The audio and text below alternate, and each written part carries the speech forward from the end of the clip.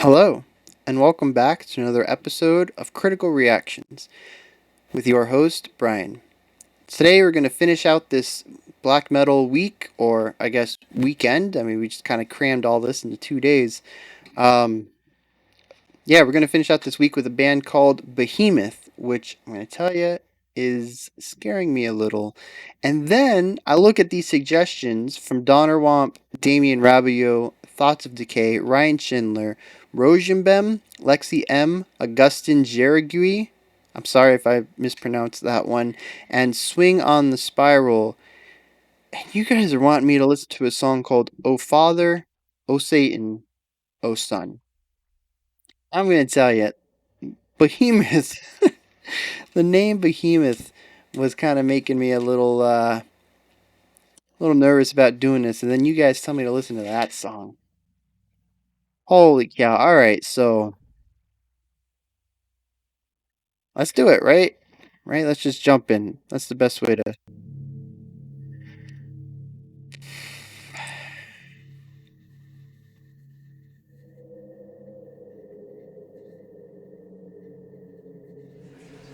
I'm nervous, guys.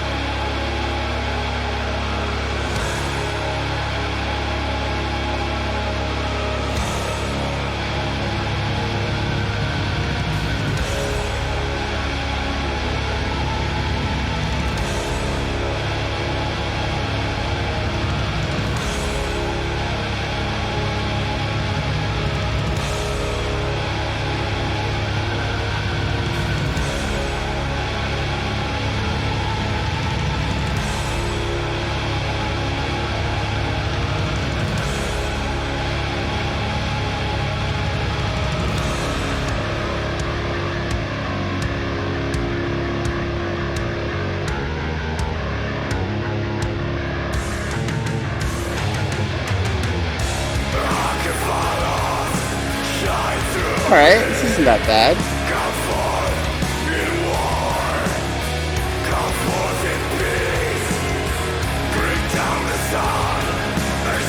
We got some cool harmonies going on with that fry. Maybe it's a guttural. I don't know.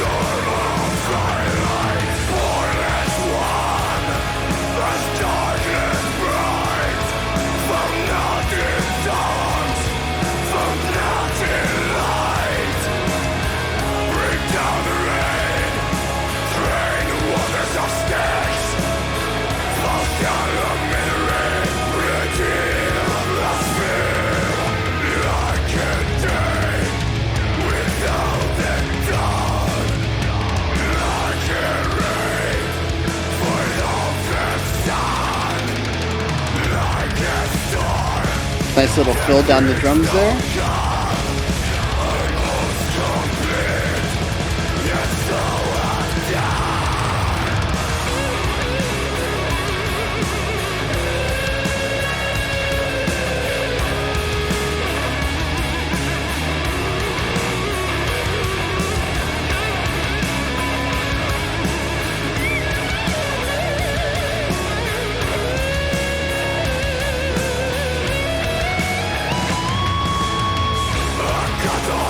Yeah, real nice solo there.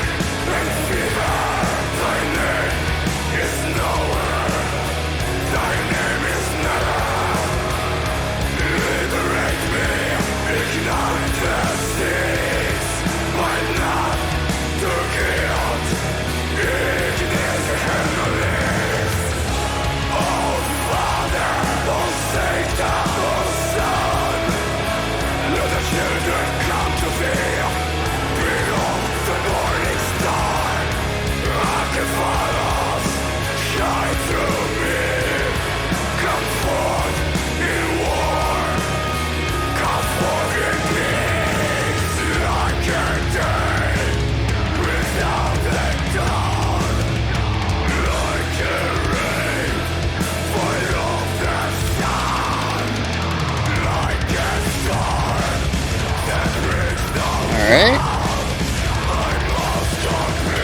A little bit of a double time there.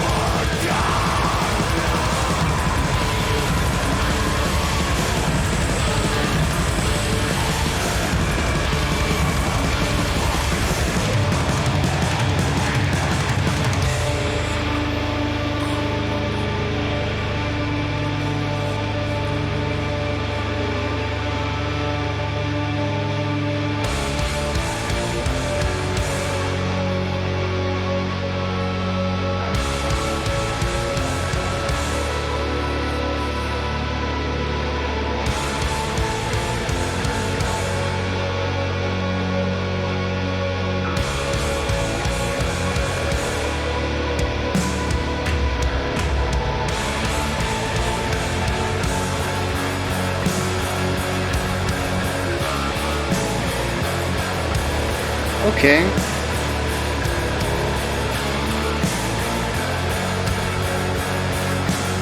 Interesting.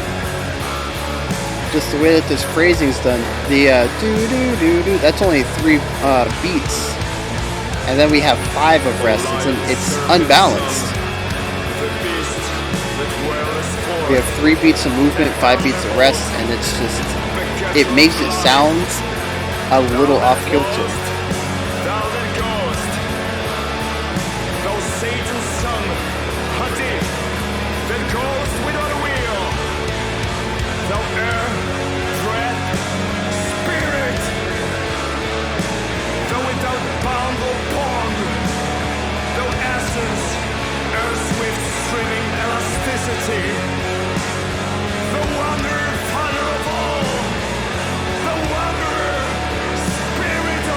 Lots of energy and tension build up here. They do a really good job of creating a floor for his spoken voice, because the spoken voice usually doesn't have as much power as a singing voice does.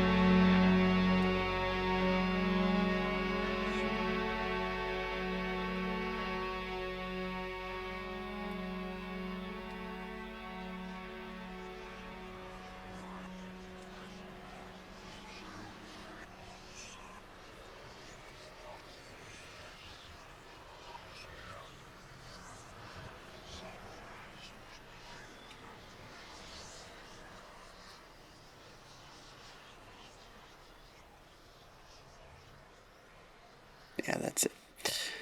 All right.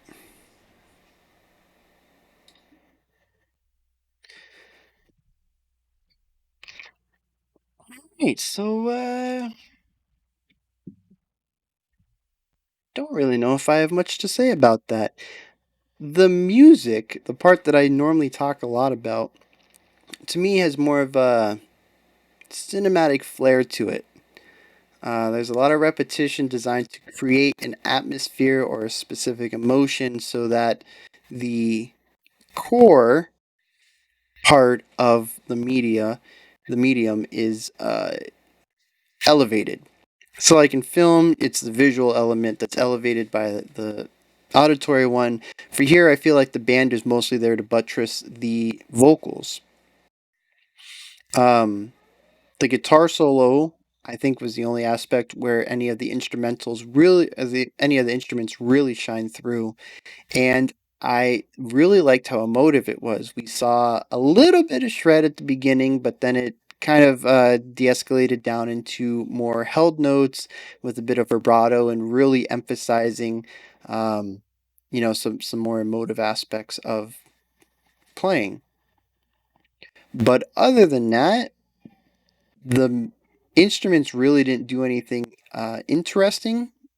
They had some cool chord progressions here and there, but for the most part, they just kind of played the same thing over and over.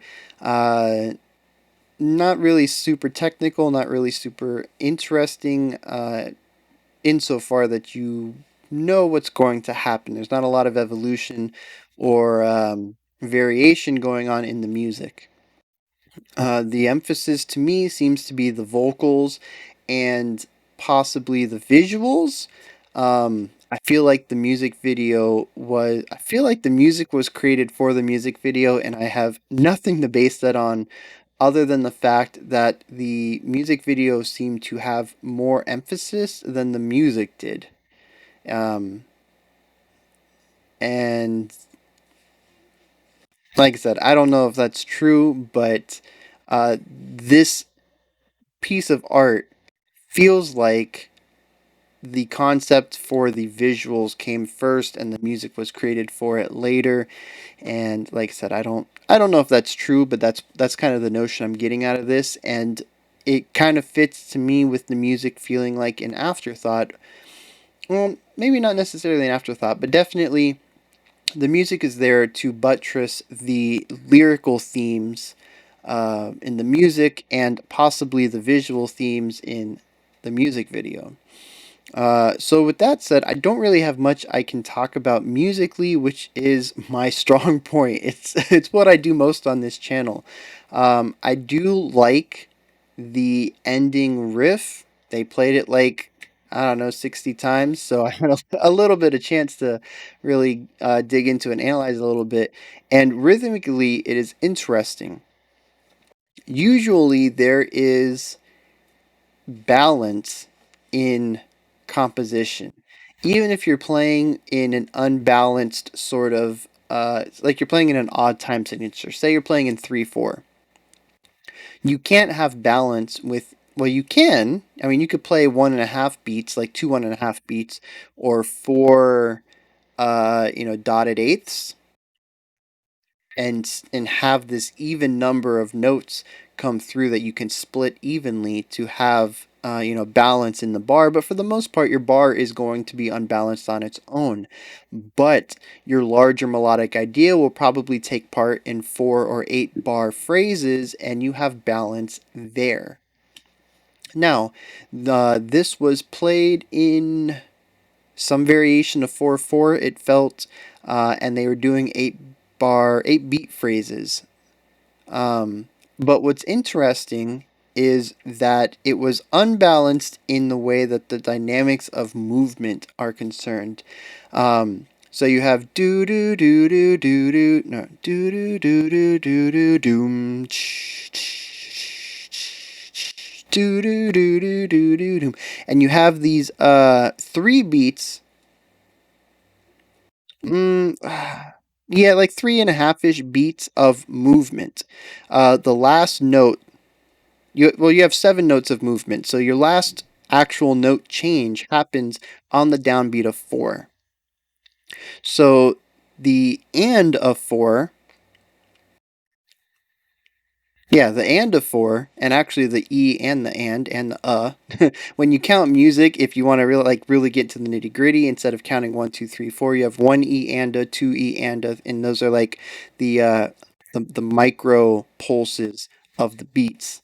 Uh, I'm blanking on the name for them, but there's a specific name for them. But anyways, the ands are your upbeats, and the e's and the uhs are the beats, are the feels between, the beats between your downbeat and your upbeat. So when you have do do do do do do doom, you have your final piece of movement on the downbeat of 4, which means the other 75% of your fourth beat are empty, and then your other 4 beats are empty. So you have all this movement at the beginning of this phrasing, and then you hold a note out for 4 3/4 um of a 4 3/4 beats. And what it feels like to me is my brain kind of groups it. It doesn't take the downbeat of 4 so much because it's such a small part of that beat that's actually movement. My brain hears 3 beats of movement and 5 beats of rest, and it's lopsided. You have all this movement, and my brain says, "Hey, you should have 3 beats of rest after this." And it always feels like there's an extra beat of rest because of the way that they phrase their movement at the beginning. Um, my brain hears that this should be more of a 7 bar phrase instead of an 8 bar phrase. Um, so that's a little interesting thing that they did at the end. But honestly, that's the most that I can really comment on here.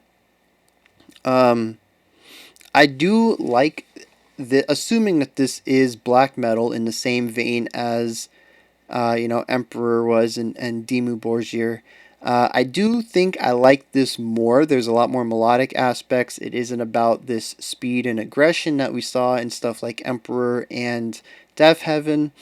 Um, it's melodic black metal. I'm kind of seeing a trend when you guys are talking about genres in the comments that basically every subgenre has a subgenre of itself where you just put symphonic in the front of it, or sorry, melodic in the front of it, and it's when you take that subgenre and just add more melody elements to it.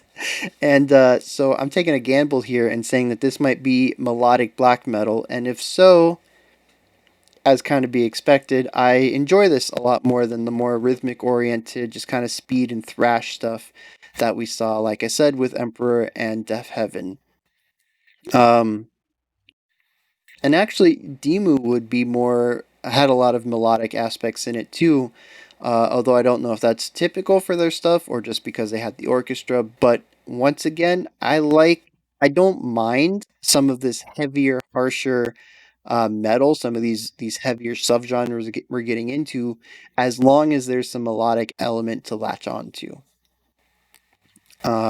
So I guess I like melodic insert subgenre here. Um, those are probably the best recommendations for me to break down. Um, so yeah, like I said, I don't really have much else to say about uh, Behemoth. I enjoy some of the more melodic elements in it, but the fact that I feel like the music was mostly there um, to kind of provide a foundation for the vocals. It left me a little underwhelmed in that department, but it's not something I would turn off, which is a little more than I could say about some of the other black metal we've listened to this week. So yeah, I guess thumbs up. I dug this more than some of the other stuff we listened to. As if that's sort of that's that's sort of a recommendation. Yeah, this was great. I would not have turned this off. Go listen to this. Um, as usual, hit me up with other stuff from Behemoth. Um, Normally I say, more in this direction, less in that direction, but honestly, anything from Behemoth would be fine. I don't really know what else they play, and I don't have any strong feelings one way or another about any specific element of this work. So, just more Behemoth Rex, I guess. And while you're down there in the comments, you can like, subscribe, and ring the bell. All three of those things help the channel out immensely. You can also check out my Twitter and my Patreon. Those links are in the description. And tomorrow is a day off for me. It'll be my chance to catch up and start recording a day early so that I can get ahead of this curve. Ahead of the curve? What am I even talking about? Ahead of the recording schedule, which is what I used to do one day in advance so that I can make sure you guys get your videos out on time, regardless of what my schedule is for that specific day. So, yeah. I always record a day ahead, and I just haven't been able to with this kind of trying to fit 2 weeks into 1 week thing, which is why they've been out at weird times. But tomorrow will be my day off. I'll record Monday's episode, and that'll be available on Monday at 5 p.m. Eastern Standard Time, 9 p.m. UTC, and you can expect me dropping videos every day at 5 p.m. without any hiccups from now on. We are caught up, and that was a crazy, crazy week. 10 videos in 1 week. little wild. I mean, it's only a little bit more. We usually do well, the five for the week, and then we do the Patreon on Wednesday and Saturday, and then I usually put out one or two on Sunday. So actually, 10's not that bad. Um, because we usually do like 8 or 9 anyways. So I don't know. I guess it just feels bad because I haven't been able to do it ahead of the day like I usually do. All right. Well, that about wraps us up. Uh, yeah. So this is where you guys come in. You can hit me up in the comments, like, subscribe, ring the bell, all that jazz. And you can check out my Twitter and my Patreon. Those links are in the description. And I'll be back Monday, 5 p.m. Eastern Standard Time, 9 p.m. UTC, as usual. We'll be back on track. And possibly being back on track, we can start doing some of this 10K stuff. I have a live stream I'd like to do. I also have an update video, and there is a possibility of some even bigger things happening to the channel. So, with all that said, just keep an eye out, subscribe, and you'll be in the know when I am in the know and can tell you guys what's happening. Because some like the live stream, I don't. I'm gonna do a live stream. I just don't know when. So when I know when I'll do it, you guys will know. And the best way to stay informed on that is to subscribe. So I will see you guys Monday. You will see me Monday.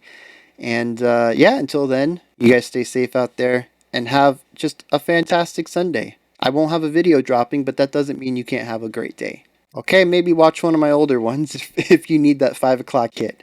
All right, so until then, you guys stay safe out there and keep being fantastic.